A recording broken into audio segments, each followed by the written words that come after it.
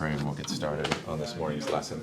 Lord, thank you for this day. We thank you for the gift of relationship with you and the gift of community and how that shapes how we view you, our life, the various roles that you assign to us. And in the context of this series, our identity as image bearers, specifically as men and women, and how they're both equally wonderful and beautiful and just a treasure for us to display before the world.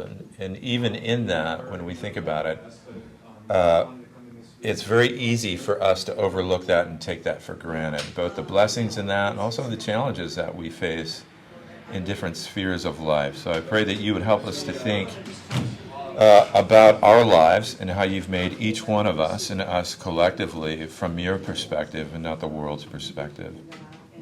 And that we would come away with a greater appreciation for how we can love and serve one another as a means to helping each other live out the gospel as men and women in our various roles. So pray for your blessing on our time, Lord, and that you would direct our thoughts and our words and our discussion. It's in your Son's name that we pray. Amen. Amen. You guys, as you know, we're in a series where we're just talking about what it means to be image bearers. Quick recap. Last week, I talked about how we did a series on women's role in the church and how we're called to equally carry out the mission of the church and the ministry of gospel sharing, both inside the church walls, so to speak, but more importantly, even in the world.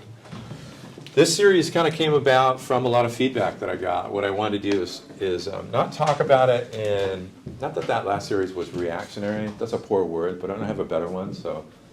But talk about this in a more positive light, meaning if God made us male and female, there's beauty and inherent meaning and purpose in that.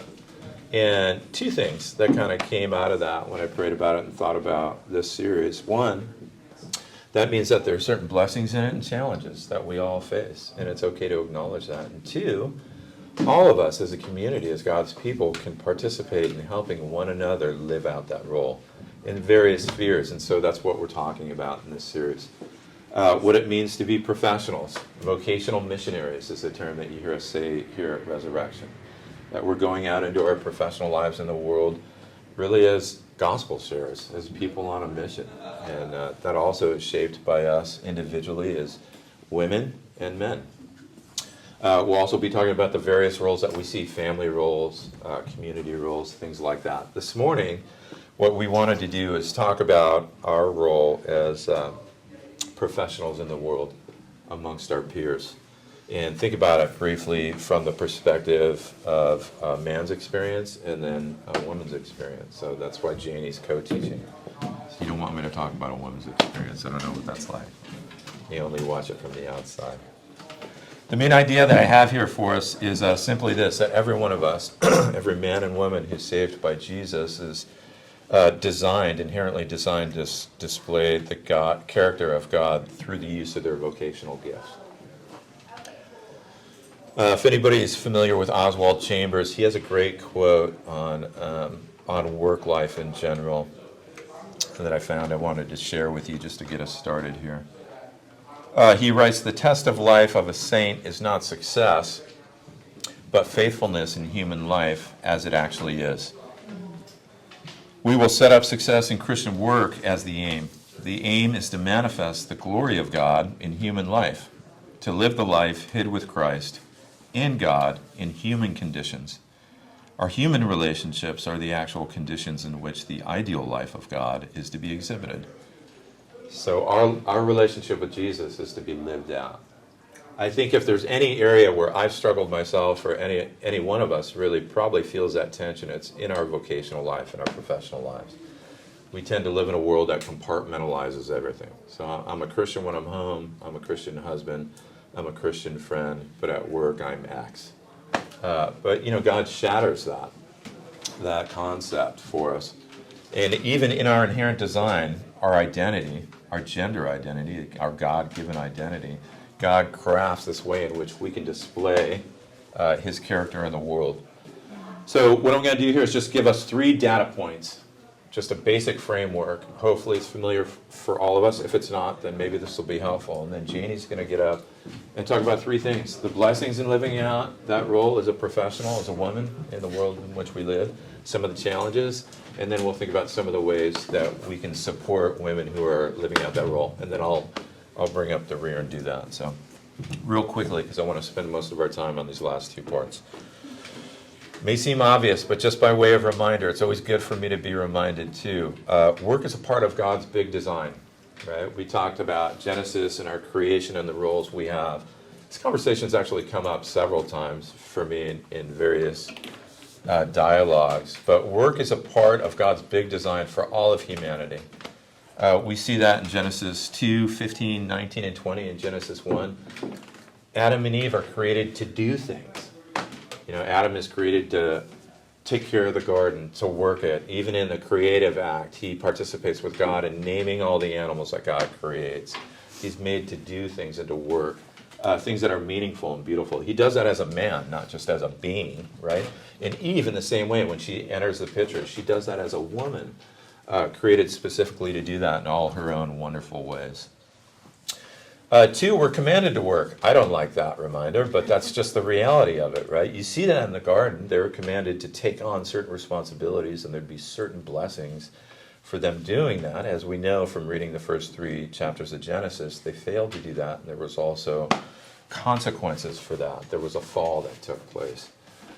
That command is never rescinded. If you just take a cursory glance from Genesis all the way through to Revelation, in the Old Testament, the nation of Israel was given all these commands to take the land that God had given them, to take care of it, to produce, to build homes, to build communities, to participate in that communally. Every man and woman, every person created. The New Testament gives one of my favorite examples where Paul is speaking to the Thessalonian church about idleness, about people being lazy. And he says straight up, if you're familiar with this verse, he brings it. He brings the heat. In 2 Thessalonians 3, he's addressing idleness, and he says, "For even when we were with you, we would give you this command: if anyone is not willing to work, let him not eat." Use what God's given you to contribute communally and individually to your own life, to your community life, to your family life. That command is never rescinded. Even in Revelation, when we're with the Lord, us doing things will be our act of worship that God gladly accepts. And oftentimes we have that picture of the consummation of things. It's all of us, white robes, shapeless beings. We'll all be men and women, worshiping God in beautiful ways, together and individually. And God takes great joy in that. Thinking about our mission here, specifically at Resurrection, you know, Rob and I always try and talk about the concept that we are all called to be vocational missionaries. Our call to follow Jesus essentially is at the core of all our other callings. So whatever I am, whatever I do, that's the framework which God wants me to think about my life. That's an easy thing to say, but it's incredibly complex because we operate in all these different spheres in life that bring different worldviews, ideologies, cultural pressures, spiritual attack. But this is ultimately our core calling. How do I live out my faith as a man who's displaying something about the character of God and sharing the love of Jesus with people in the world? And how do I face the challenges that are inherent in facing that conflict? And we honor God by living that out. One verse that I have here is Philippians 2, 14 and 15, where we're called to live above criticism. And the NLT has a great translation that I like here. Paul says that we would be shining like bright lights in a world full of crooked and perverse people. It's a beautiful call, weighty call. It's very difficult to live out, but we're all called to do that. Specifically for men and women, like I joked, but it's serious, we all face different challenges in trying to work that out, specifically in this area of working in the world, being a peer amongst peers, and we all face particular challenges for that. Janey's going to come up and touch on some of the main ones for her, and then I'll follow up and do the same afterwards. Let me give you this one.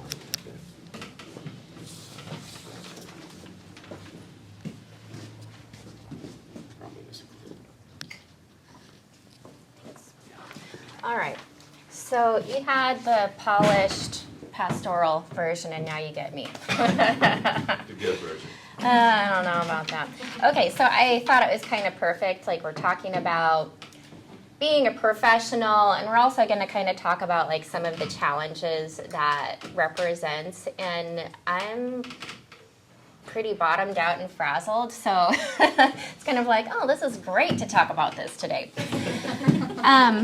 But first, before we get there, we want to talk about like, okay, so what are the blessings of being a woman in the professional realm? And just to, I know most of you probably know this, but for those of you who don't, I have been in the healthcare profession for 15 years. So I've been a working professional for a while and have a lot of experience in that as a female and as a follower of Christ.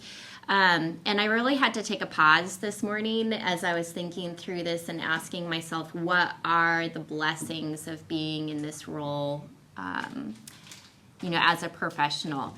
Again, for those of you who don't know my story, I was a single mom for a long stretch of years, and so it really was a blessing to be able to be a professional who is able to provide for my family and to be independent in that way. So there are lots of blessings here, but one of the other things that I think is really special is just as females, as women, what we bring to the workplace in our own area of life experience. So I know I have like at least a few other healthcare professionals in the room, but I want to hear from you guys, what are the blessings that you have found in your lives of bringing your own life experiences, who God has created you to be, in taking that to the workplace, and how God has really connected you to serve in special ways.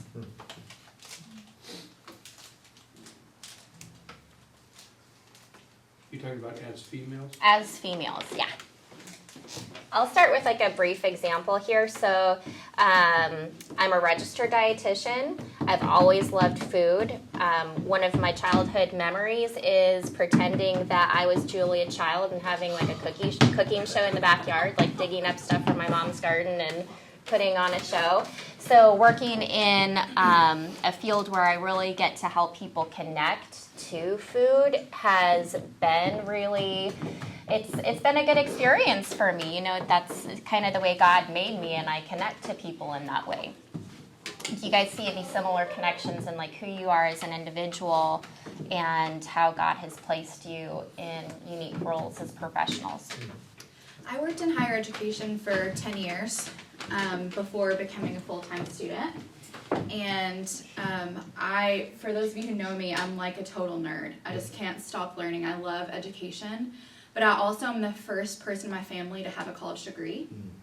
And so coming from a family of incredibly poor people who didn't have education, my grandmother had a 4th grade education, grandfather had a 3rd grade education. My mom has some vocational education, but no degree past high school. My personal life experience of loving to learn, but also having the privilege and ability to continue forward. I'm now working on my 2nd master's.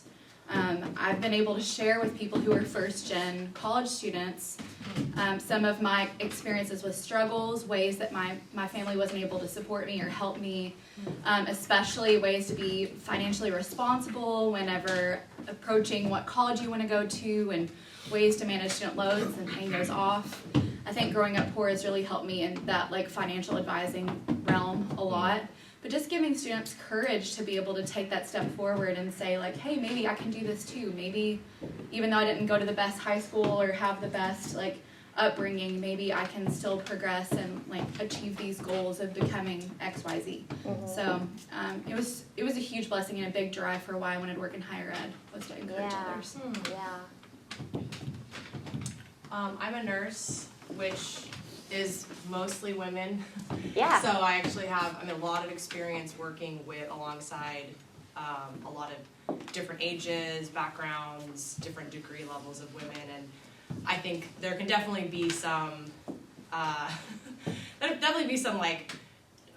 weaknesses that come along. Maybe not so much weaknesses, but common troubles that can come with that. I think women tend to be more emotionally connected to other people, and nursing is definitely a very relational.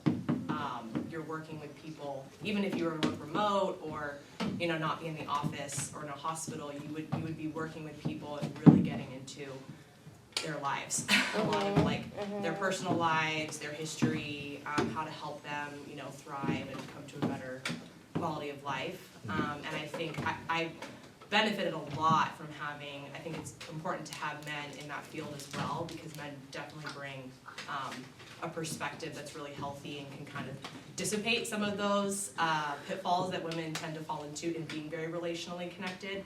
But I have seen a lot of women really thrive in those areas, because you just get to feel like you get that caregiving and nurturing aspect of being a woman, and specifically how God has created us to do that. That really comes out and really gets to be kind of on the front and center of what you do. Even if you don't have answers for people, you can at least show that you care for them, and you're there for them. So. Yeah. Definitely. I mean, the other healthcare professionals that I know are in the room are women also, so I think that is really evident, just in looking at the statistics in the workplace, that women kind of identifying as caregivers and being able to really provide that is a blessing. I think a lot of people are just so blessed by being cared for in those ways. Janey, Yeah. go ahead. Do you think that that Christianity with women is better perceived than Christianity with men? I know in my profession, I mean, it's almost not even talking about Christianity, but just even to let them know that you're Jewish, or Christian, or whatever, could almost be perceived as confrontational. What does that have to do with the lease agreement? What does that have to do with anything? And so I'm wondering if maybe women don't have quite as much, there are more people more receptive to women letting them know that they have a religious base versus men. Yeah. I don't, Not in healthcare. not in healthcare? Yeah, well, I They mean, don't care. I'm just Oh, going to no, speak. it's a good, I work Yeah. in surgical services, so there's a chance one day I have to say, no, I can't do that surgery because it's an abortion. And then I am neglecting the patient. Would it be the same with the guy though? Yeah, Yeah. I mean, but being a Christian in surgery is highly confrontational. I see that. Yeah. In the same sense as women, do you feel pressure to handle issues, whether it's something like that or other, in the same manner as a male would? In other words, do you feel that being a female is respected in the workplace, in that you're recognized as a female and therefore, wouldn't necessarily, because home concerns, children, whatever it might be, constrained to approach professional, vocational issues regardless of what gender you are? I can provide insight to that in a unique way. I have a unisex name, Jordan. So when people have emailed me thinking that I'm a man, they treat me very differently. Interesting. And then whenever they show up for a student meeting or a collegial meeting and they see that I'm a woman, they treat me differently. So there is more confidence placed in my ability to conduct my work and do my job well when they perceive me as a man. Do you think that would be the same religiously? Well, I mean, from a religious standpoint, I'm in seminary now. I'm in a highly male-dominated field, and I actually think it's a benefit that God's allowed me to have a unisex name for publication purposes and being invited to certain circles. I've been told that I should only teach home ec with a master's degree in seminary. Yeah, so I do think that, yeah, that's a real life story. Brian and Janey know it because they're listening. But I do think that from a professional standpoint, just in my own experience, I have a unique experience, emailing and then having people see me face to face and realize that maybe they don't think that I'm capable of doing things the same way because I'm a woman. Amazing. Yeah. Does that answer your question though of like the difference between Christianity and non-Christians? It probably just morphs right over to that too. The question really is if they found out that you're a Christian versus a female Christian versus a male Christian, would they be more receptive. For non-believers? Yeah, or would they be more receptive because you were a woman, or less confrontational because you're a woman, versus a man who, guys, if they, if they're, especially the anti-religion guys, you bring up the word Christianity, it's like fighting words with so many people these days, and so, I think they're more apt to get in a guy's face, or even in email. But that never really comes out. I would never bring up religion in an email professionally. It's almost taboo. So I don't know. I guess it may not be an easy answer for that. The one-liner that comes to my mind is always preach the gospel and when necessary use words. Did I say that right? Okay. I have clients that say God bless at the end of the letter. They're kind of letting you know. Okay. They do that. And I've seen that, but not on higher letters, but more like with clients. They let you know. It's kind of like their general way of letting you know. Mm-hmm. But other than that. I think just logistically, our employers are really aware of equality and not stepping on any toes, and so I know from my line of work, like I can't outright say anything that would impose upon someone else's religious preferences. If they bring it up, it's a different story, but I think that it's I think as far as, my thoughts on the topic are, like, we should always be shining the gospel, but because we have these rules in our workplace, sometimes we might not use the word Christian, or sometimes we would, be able to say God bless. Right, so if you said God bless to your client, and a guy, same job as you, said God bless, the question would there be more pushback with the guy versus a woman? It seems like it's difficult to quantify. It is. I realize how hard the question is. We're working on presuppositions somebody may have between how they view a man and a woman. Mm-hmm. Yeah. So we're talking about like blessings in the role of being a female and a professional, and just really quickly, because I don't want to take all of Brian's time. Take it. I think like God has just made us so wonderfully, and I think there's a lot more freedom and flexibility in being a child of God than sometimes we're raised to believe. But I do think that men and women traditionally do kind of bend in different areas. And one of the things that I really appreciate and love about other women that I have worked with is organization, communication, and collaboration. A lot of times the people that I'm working with, sometimes it can be just so easy and flow to have a conversation with another woman to say like, oh, well, what resources do we have? Let's pull in them. I can't remember any conversations. I feel like, Becker, you may be an exception here, but I frequently have conversations with other women and they're like, I love Excel. So, we bring in different things, but those are some of the blessings that I personally have been blessed with, that the workplace can really be an easier place to be with those components that oftentimes in my experience I've seen women bring to the workplace. Any other blessings we can think of before we actually identify some challenges? So you- Go ahead. In both of my jobs, I work with a lot of women who have a really unhealthy view of themselves and an unhealthy view of men. And so I always like to kind of buck the system and push the envelope when they start to sort of want to switch the roles a lot and play either the victim in a real negative way or paint them, other people of the opposite gender in a real negative way. So I'm always trying to represent poorly, because I don't do it perfectly either, what it means to be like a really, really sure of who you are as a woman before God, really, because it's not necessarily how you're perceived in culture, how men perceive you. Like, who cares, you know, who are you before the Lord? And how does that reflect in your role at work, your role in your family? And so that's something imperfectly that I try to always push against, because it's everywhere, especially for, you know, real worldly women who are driven in their career.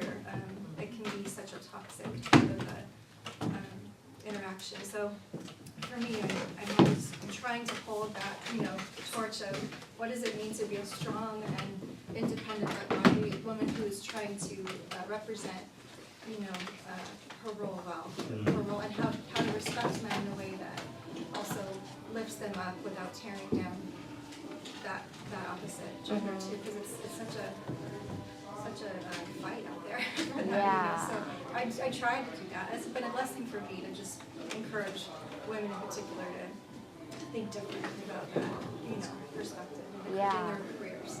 Yeah. So that's No. working, but I love that. I think that is really just so valuable regardless of what we do or, you know, where we find ourselves professionally, but knowing who we are in God so that we can show that, whether or not we're able to really give words to it or not, but orienting with that context where we all have this inherent value and meaning as children of God that's not performance-based, that's not based on how we look or how people approve of us and all of these other things, but especially because women find themselves in like care. I know one of your jobs is kind of a care industry type job, and I think that really gives us the stability to care for these people well. Yeah, that's a great point. Okay, so I'm sure we have lots to say on this. Challenges as a female and as a professional. Again, I'll try to be really brief about my own experience, but again, you know, I've been in healthcare for 15 years, and my oldest child, Ellery, is almost 14 years. So I've been a parent and a professional for most of my career, and it always feels like you're pulled in these bipolar directions where you never get to give 100% to either side. So it really is a tough place to be.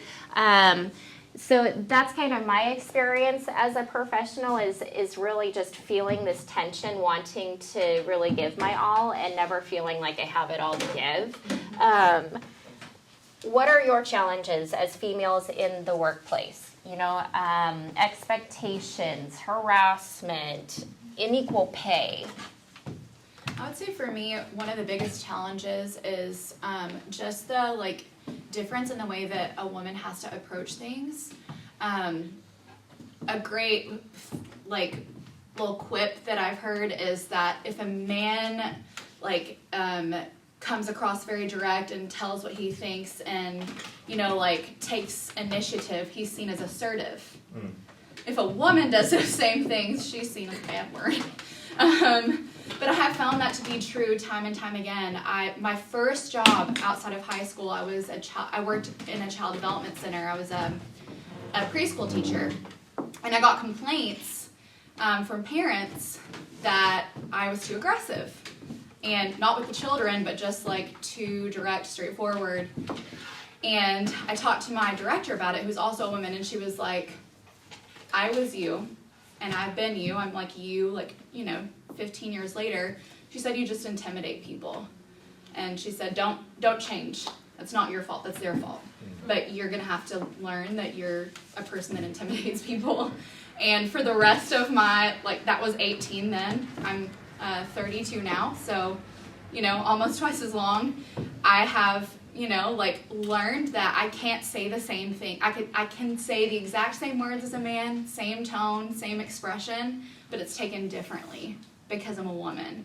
And I'm sure you all can tell by my personality that I'm a direct person, and I say what I feel is right, and I try to do that with the most loving and the right conduct, but it's still taken differently. And so I feel like I'm on eggshells dancing around the how do I make everyone feel comfortable? Women oftentimes will after they say something really valuable, say, but that's just my perspective. That's just how I feel. Y'all don't have to take it that way. So I think there's just a lot of dancing that women have to do in the workplace professionally. Or if a woman says something with any level of emotion, you're seen as unhinged and out of control. But if a man does it, it's oh, you're getting in touch with your feelings. You're passionate. Or maybe say that to us next week whenever you're not in the womanly state that you're in, when you're less emotional. Heard that before. Right. Is it in general, or as a Christian, or can you just repeat the question so you can The question is, what challenges do you face as a female and as a believer in the workplace? Oh, okay. That's what I thought. Oh, do you Sorry, have? I was gonna answer it. Oh, okay. Did you want to go? Okay. I was gonna say, I work on a team of primarily males, and I'm a team lead of there's probably 30 guys on our team and maybe 10 girls. I feel like it's different. It could be higher. But I just feel like some of the things that are valued in the workplace are confidence, assertiveness, or sometimes being nurturing, or relationship building, or having other characteristics that women typically have, I feel aren't as valued, especially in my role as in sales in tech. So I just feel sometimes I have to prove myself, but I also want to be vulnerable and open up about the things I'm struggling with so that I can grow. But then I feel anyways, I do love all the guys on my team. They're so supportive, and I have great relationships with them. But sometimes I feel the things that upper management values are things that men primarily, it's easier for them to. Yeah.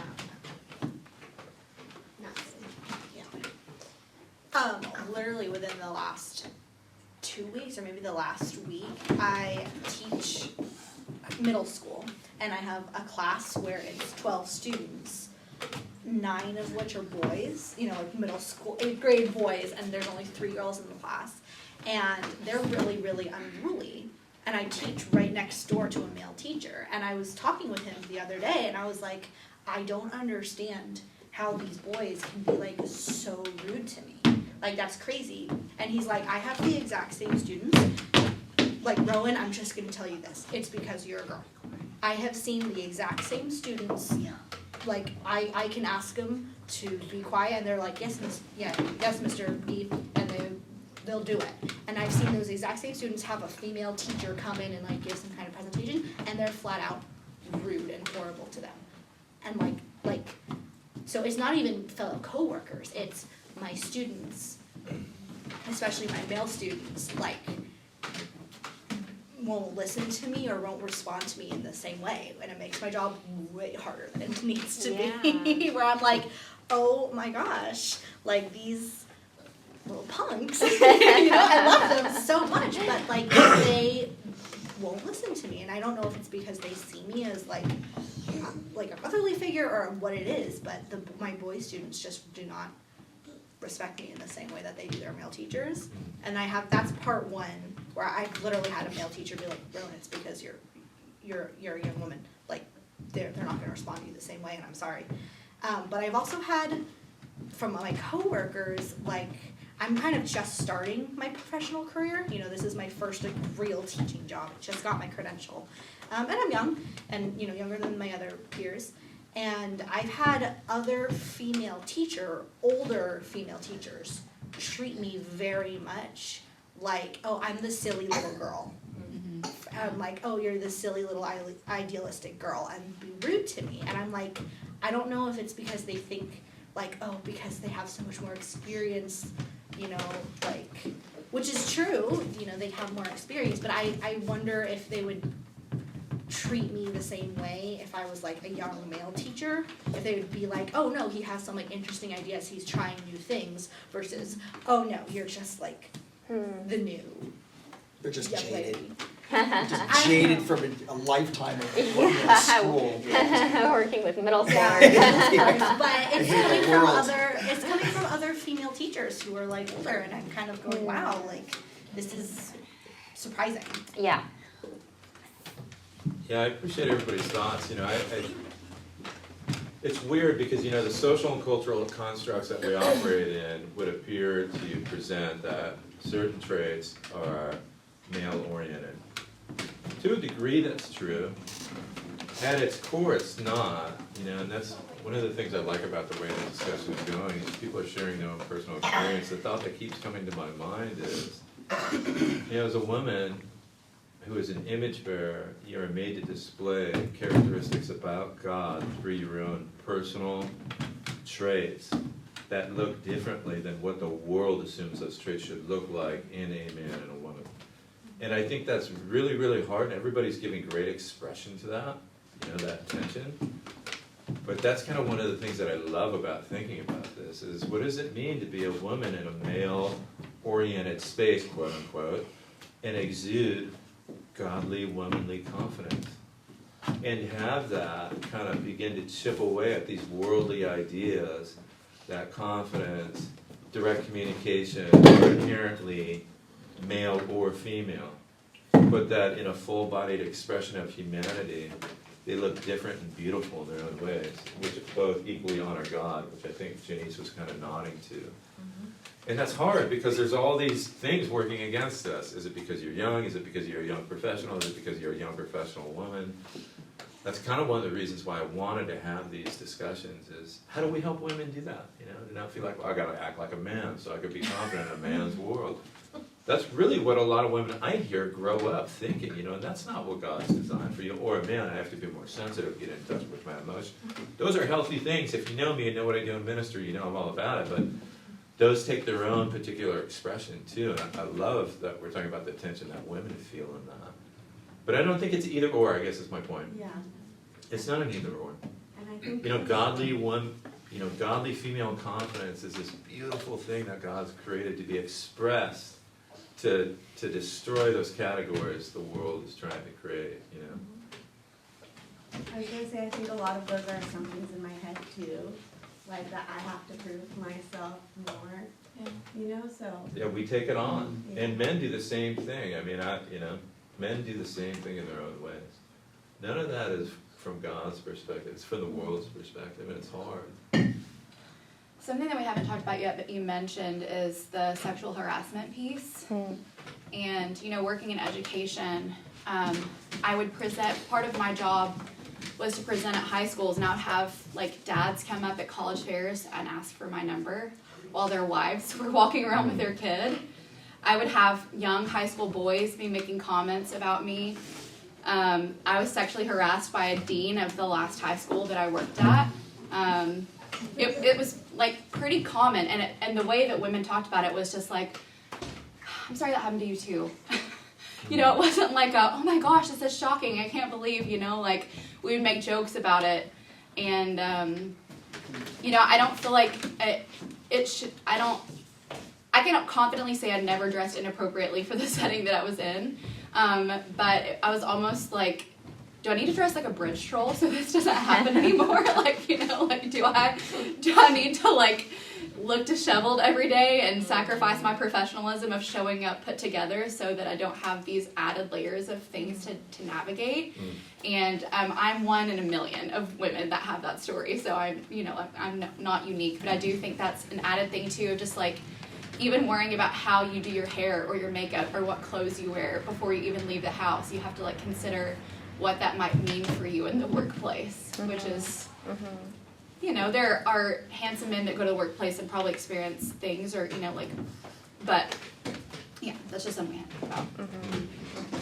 Yeah, we're just about out of time. Yeah, let's close out with a couple of, I don't know, let's talk about ways that we can support each other specifically here, support our sisters in navigating.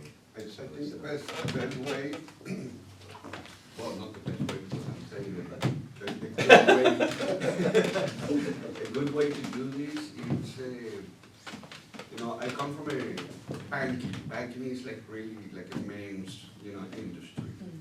And I think the best way that we can do to support it's not to engage in those kind of behaviors of, you know, three men in the bathroom talking about a woman. You know, you want to stop it right there and get out.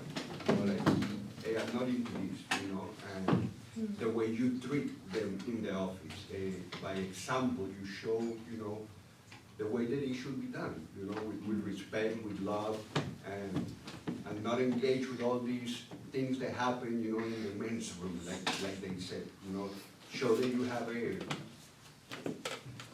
barrier that you're not going to do that, and you know, even if it costs you, you know, being in the, you know, in their little club, you know, but it's a Yeah. sacrifice. Yeah. Yeah, my thought is I kind of already took my hand. I think my thought, not just as a pastor, but just as a Christian friend and brother in Christ, I often think like, how can I help my friends who are navigating these roles as women in the world, in the workplace specifically, like, not buy into those categories, you know, but to constantly orient themselves in their relationship with God and how that defines the expression of all their wonderful individual, but also the kind of characteristic qualities that come with being created as a woman. And to untangle that from what the world says a woman is, what she is not, what she should be, how she should act, how she should speak, like all of that. You know, God gives us a very clear framework, and which has this beautiful individuality and an expression. So that's the biggest thing for me, and then where I see injustice, to speak to it. Women are treated poorly in the world. So are men in their own ways, and I'm going to talk about that next. Women aren't, you know, they are objectified. To speak to it. I mean, what greater responsibility do I have as a disciple than to speak to it? You know, not just as a man to correct imbalance in the world and society, but as somebody that believes that every person displays the very beauty and glory of God, and that includes women equally.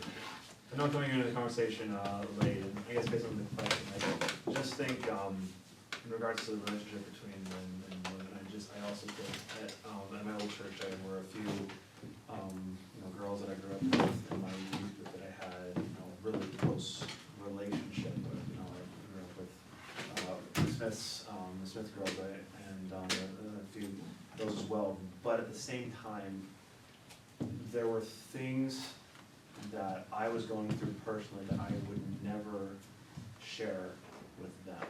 So I think there still has, like, I think it's like relationships between brothers and sisters, I think it's really important, but there still has to be a boundary that we have to keep as a way, not because I don't trust them, but because there are things that only I could share with another brother in Christ that I would not feel comfortable sharing with a sister, because I don't want to expose her to that, because I don't want to cause her to stumble, I don't want her to realize that I have these kinds of thoughts, and again, it's not because I don't, you know, trust her, but it's just out of respect for her and also respect for